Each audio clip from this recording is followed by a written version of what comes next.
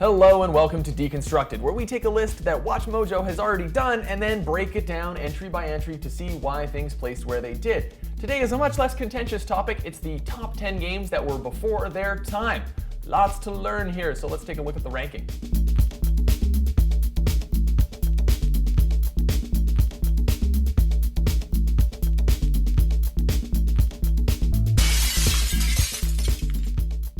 Okay, like I said, lots to talk about, so let's meet our panel. We've got Andrew, who works in the video game department, senior editor, and Dave, who also works in the video game department as a senior editor. Yeah, senior everything. Yeah, we wear many hats here at MojoPlays. I already got to the first entry. I pressed my keyboard. Okay, let's get to the first entry. Gentlemen, Pokemon Snap, entry number 10.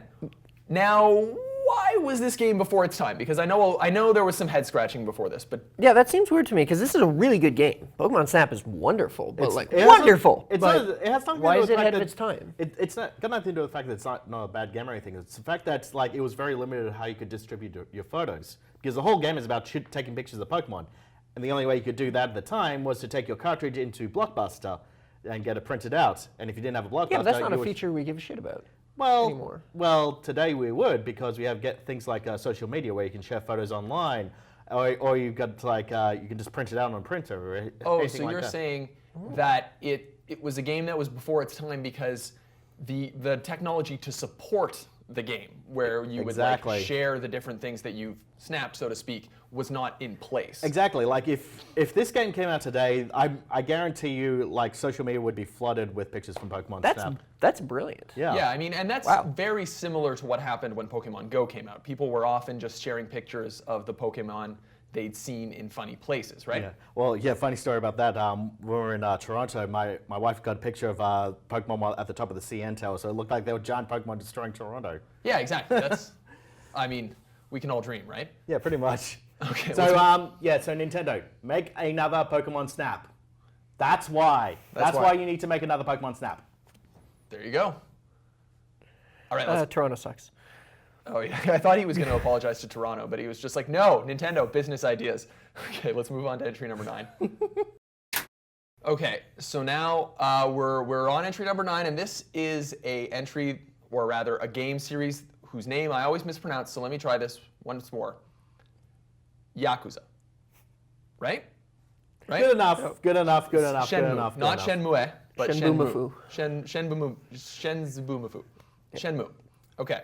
Now, why was this before its time? Now, this is a Dreamcast game, and it's not going to be the last Dreamcast game. Yeah. And I think the general consensus around the Dreamcast was it was a little underrated and before its time, too. So, but why specifically Shenmue? Well, Shenmue was a whole series of things. It was a huge open world with a day-night cycle, environmental effects, a lot of interaction within the world.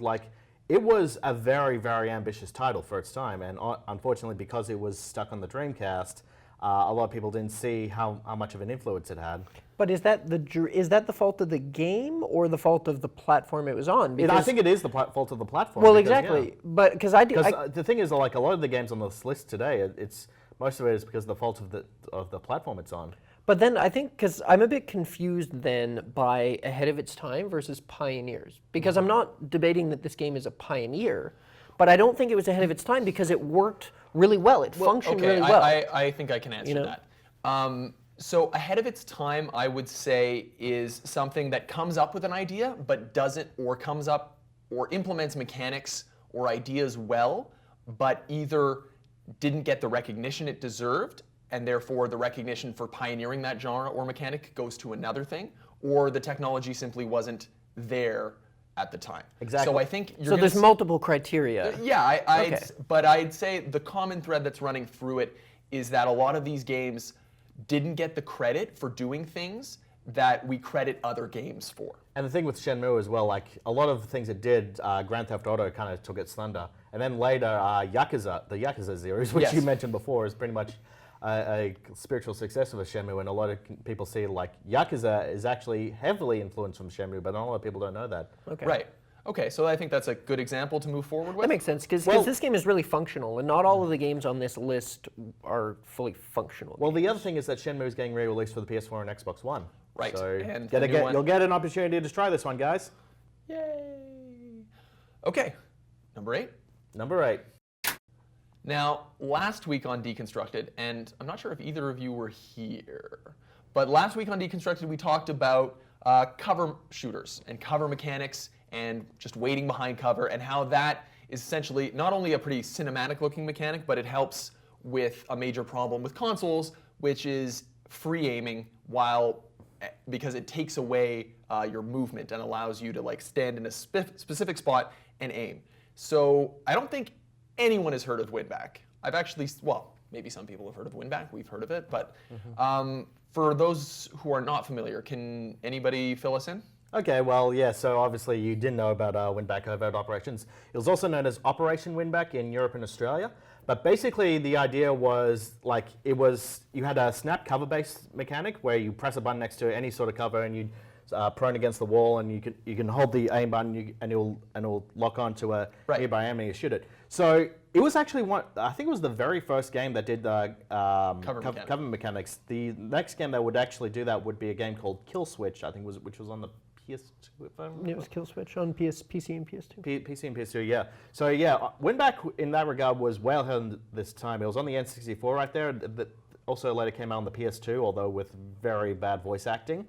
And I think this is so I think it's pretty obvious why this was ahead of its time, right? Yeah. Because the cover mechanics would take over the Xbox 360, PS3 generation. Yeah, and a lot of people often attribute Gears of War to the game that pioneered the cover mechanics, but it wasn't the first. Yeah.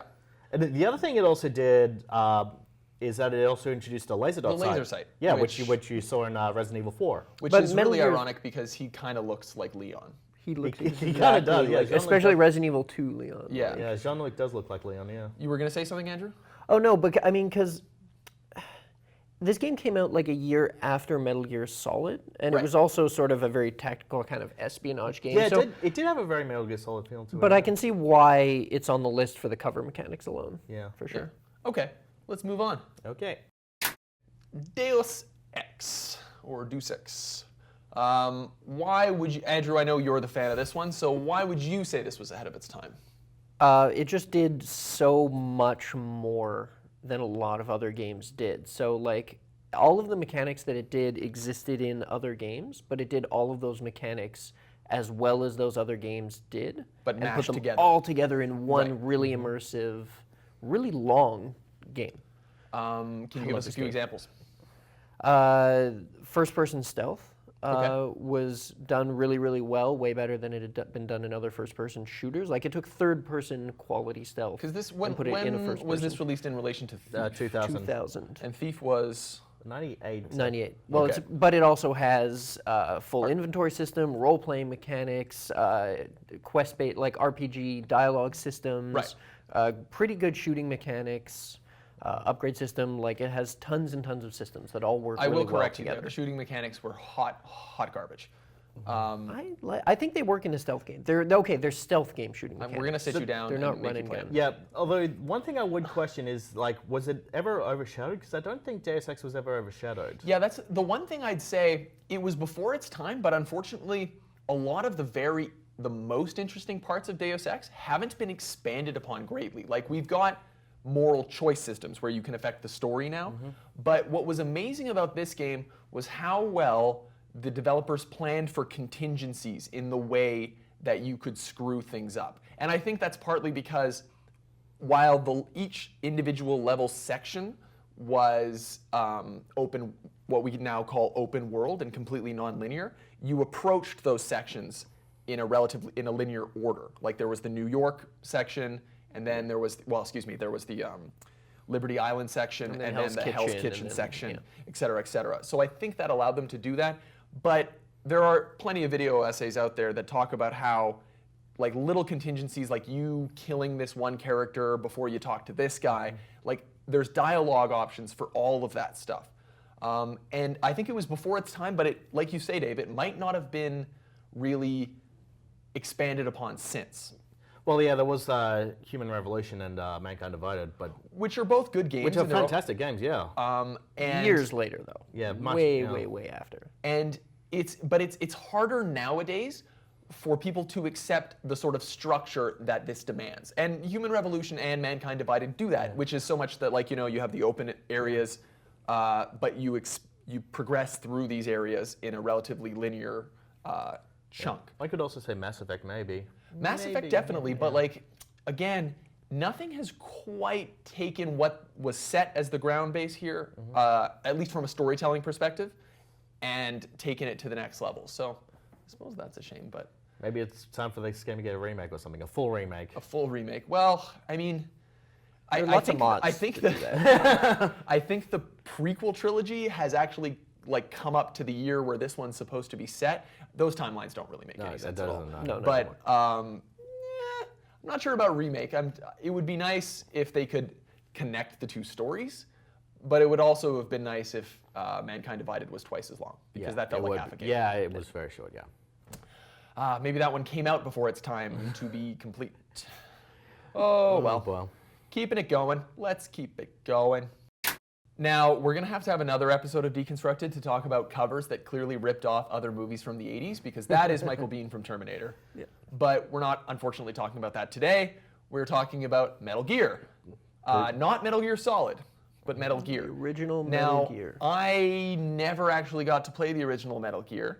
So maybe one of you guys can fill me in on why this game is before its time? Well, Dave? I actually do have a very interesting story about this one, because I actually got to attend a keynote speech with Hideo Kojima in a convention in Perth about a decade ago. It was just before Metal Gear Solid 4 came out, but he was basically saying that Metal Gear was actually not supposed to be a stealth game to begin with. Okay. It was supposed to be a much more action game. That's most likely why it looks like a very action movie poster. Right. But basically, because the MSX couldn't render a lot of effects on screen at once, they had to kind of design the game around that to make it much more stealth orientated. Okay, so instead of like having like 4 or 5, 6, 7, 8 enemies on screen, you'd have like just 1 or 2, and then you'd have to avoid them rather than fill the screen with Exactly. projectiles. Like Konami did get that sort of action game vibe they were looking for with Contra. Right. But for this one, with the top-down perspective, they had to kind of rethink how they were going to do that. And So it was going to be a top-down shooter like Smash TV kind of thing. pretty much, well, something like that, yeah, but still with the infiltration style. But anyway, so now we have the stealth series, but the other thing is that the stealth genre didn't really take off until Metal Gear Solid, which was in 1998. So this was way before its time, whereas like you would say that Metal Gear Solid, that was its time, because that really kicked off. Well, a lot of people associate the original Metal Gear with the NES version of Metal Gear, which, to be honest, was not a very good port. Okay, so what? It's a port of the Amiga version? No, MSX. MSX. Yeah, so like that's the OG original version. Okay. So and it got overshadowed because no one owned an MSX. Right. I can't actually think what an MSX looks like. Actually, it looks like this. It's probably wood paneling or something. Yeah. Okay. That's a There we go. computer. Yeah, it's a computer. Cool. But I mean, so it's ahead of its time. So I have to blame this for all the stealth games I never liked. Also, I would have loved to be a fly on the wall the first time young Hideo Kojima saw a picture or a movie or a thing with a bipedal robot, because like that's an idea he had once and he clearly just ran with it forever. Like, because bipedal robots bipedal robots, whatever you want to call them, robots that walk, have nothing to do with the stealth action series. It's always like a boss fight they throw in at the end. And they have to put one in every game. They have to put one in every game, so they can keep calling it Metal Gear. Anyway, top 10 misnamed series. Okay, so I finally got one here that I can field and tell you why this game is ahead of its time. When Tribes came out, when the first one came out, the idea that you would have a game that's basically only multiplayer was absurd. It was crazy on its face. Like, how would you learn to play the game? And like, a lot of people just A, didn't have an internet connection on their computer, or B, didn't have a reliable internet connection on their computer, or C, were extremely intimidated by the idea of multiplayer games. To this day, people are still intimidated by the idea of multiplayer games. But back then, it was crazy. So to base your whole game around this idea was kind of insane. But today, the idea of a multiplayer-only game, it's not a thing. Like everybody's just sort of like, no problem. Yeah, but with like Battlefield and stuff. And Battlefield and like, I mean, even games that have strong single-player components like Call of Duty, people consume them as if they're multiplayer-only games. They buy them and never touch the single player. So, and this predates Unreal Tournament and Quake 3 as well. yes, exactly. And those games had robust bot systems. So that, like, I mean, I played all of Unreal Tournament and never played with a single other person. Like, I loved Unreal Tournament. I played for like 100 hours, but I never, ever played with another human being, aside from someone watching over my shoulder. Whereas this game, I don't think, there were bots in the second one. I don't think the first one had bots. At least not right away. Yeah. Yeah. So, And the first Tribes game, too, right? Like that, the Tribes franchise is a good No. franchise. no. No, it's No, not? it's not a big thing. No? It's not a big thing. Not anymore. It's funny. We've actually spoken about Tribes a couple times on Deconstructed, but it's really not a I thing. miss the 90s. Yeah, Oh well. I don't. Okay, so we got Phantasy Star Online. I said there was going to be more than one Dreamcast title on this list, and I was not lying. And clearly, this game came out before the early aughts, where everything had to be brown. Yeah. And well, like especially if it was made for Western audiences. And this game was neither. Like this game is really, they're going for those pastel pinks. They really like it. Now, someone tell the audience what Phantasy Star Online was. It's an MMORPG on a Dreamcast. An MMORPG on a little console. And it ran on a 56K modem as well. There you go. Do we need to talk anymore? And what year did it come out? I think it was 2000. Let me double check that. While he's double Oh, checking. 2001. 2001. So pre-World of Warcraft, not that long after EverQuest either. Like, No, but yeah, it was. I think the reason why it was ahead of its time is pretty obvious. It was later ported over to the GameCube, but it also lacked the online features in some regions, which is like, well, what's the point? yeah, I know. Yeah. And I mean, I'd say it's before its time, and that time has yet to fully arrive, because the idea of an MMO on a console. Like back in that day, like it was unheard of, and I think the game also. But now you have dedicated multiplayer games on console. Like you yeah. have like hybrids, like Destiny, for instance. Yeah, like this game when it came out, it shipped with a keyboard. Yeah, that's insane. Yeah, that was like All of, like every fact about this game is completely insane. But this game was really good though too, wasn't it? I believe so. Didn't have myself a Dreamcast, Me neither. let alone a 56K. I think it's time to bring back Phantasy Star Online, Sega. You do what you want, Sega. You do you. Don't take advice from Dave. Okay, Hunter. This is definitely the one the whole audience has been waiting for. They've been. I see it every day in the comments. Like, please talk about Hunter from 1991.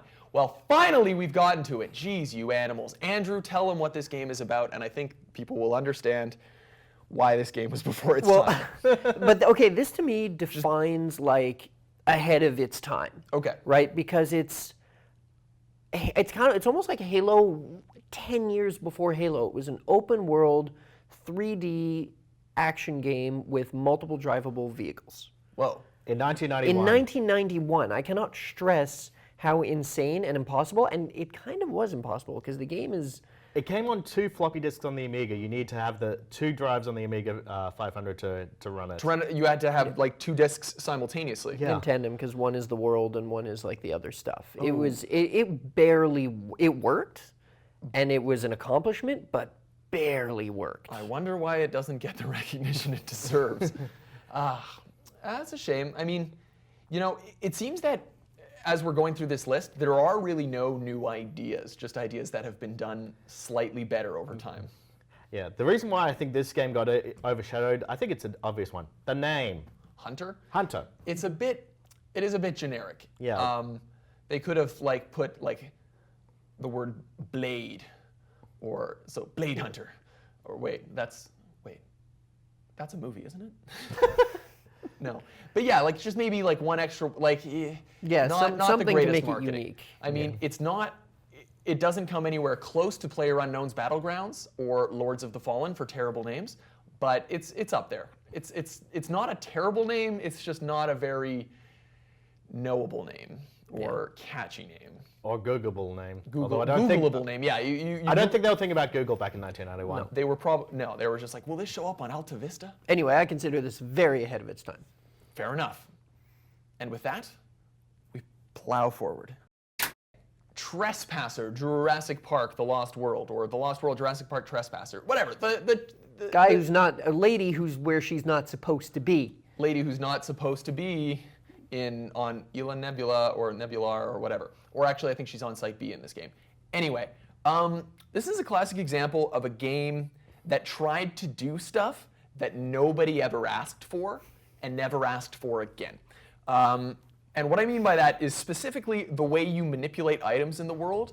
I'm sure we got some B-roll on screen right now to demonstrate how terrible this is.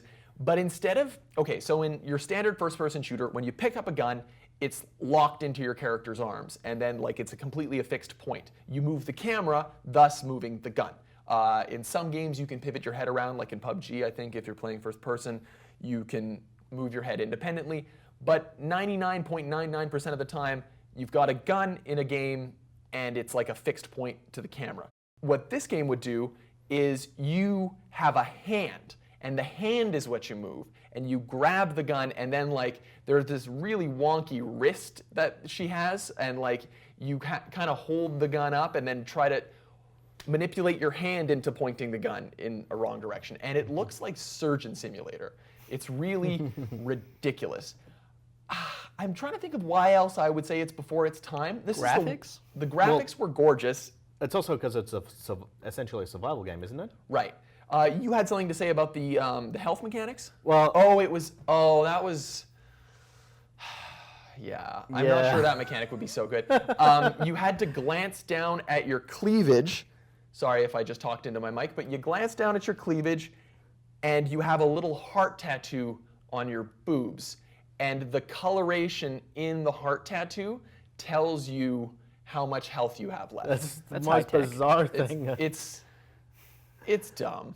I mean, you know, it's just like, the social justice warriors would never stand for this nowadays. But like at the same time, it's just like, that's just a stupid freaking mechanic. Well, it's also because they had But they no wanted to HUD. force you to look down and see your character in first person, because not many games had that either. Okay, that's a good point. So I would say that that's a level of immersion that a lot of games didn't get to. So there's a point for it being ahead of its time. But I think the only way they figured they could sell that was have a big square set of boobs to look at. Just a couple of milk cartons, quite literally. The game was also very buggy as well when it came out. It was super buggy. I think one magazine described it. It would be Game of the Year in 5 years, because the technology just wasn't there yet. But there you go, and that's why it's ahead of its time. Not because it was a good game, but if this game had been made a couple of years later, the technology and just the knowledge of, hey, maybe we shouldn't do some of these dumb decisions wouldn't have been in the game. And it would have been so hard to run.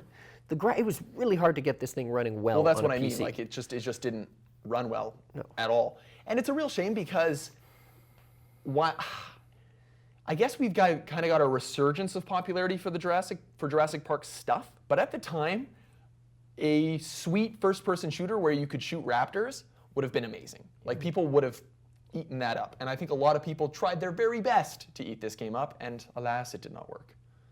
Oh well. Okay, so here we are at entry number 1. I often say, I don't often say, but I said this earlier in the list, that there are no really new ideas. It seems like the farther back you go, you realize that all of the things we consider to be new have actually been done before. And I think this is a great entry number 1 because it's a great example of that.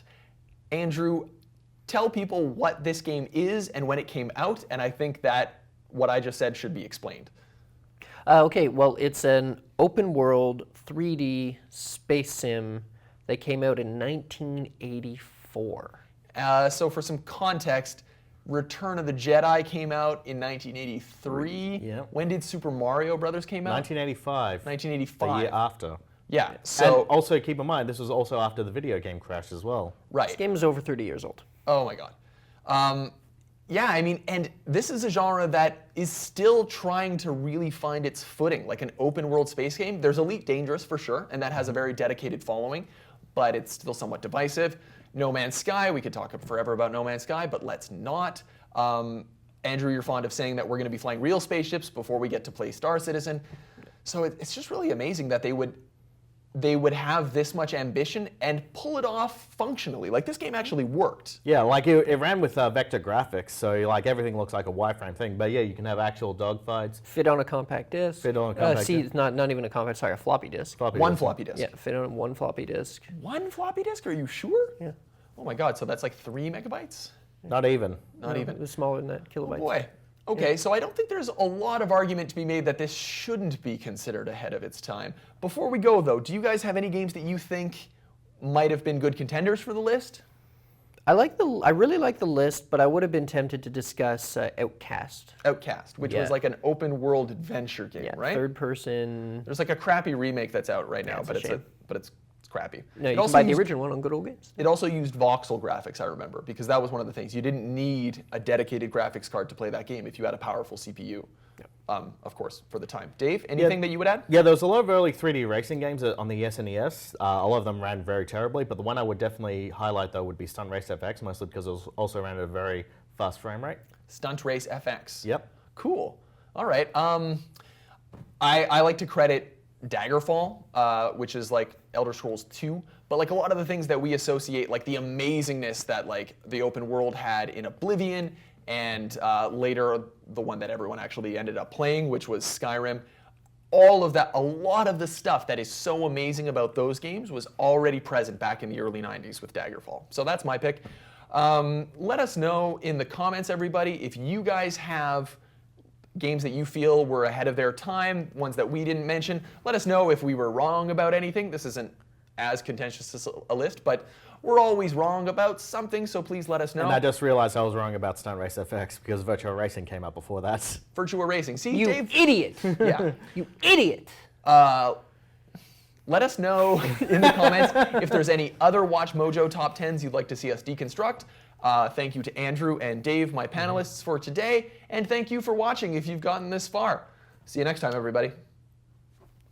Thanks for watching Mojo Plays. Be sure to subscribe and click on the link in the description below to check out our suggestion page and vote on what content you'd like to see us cover next.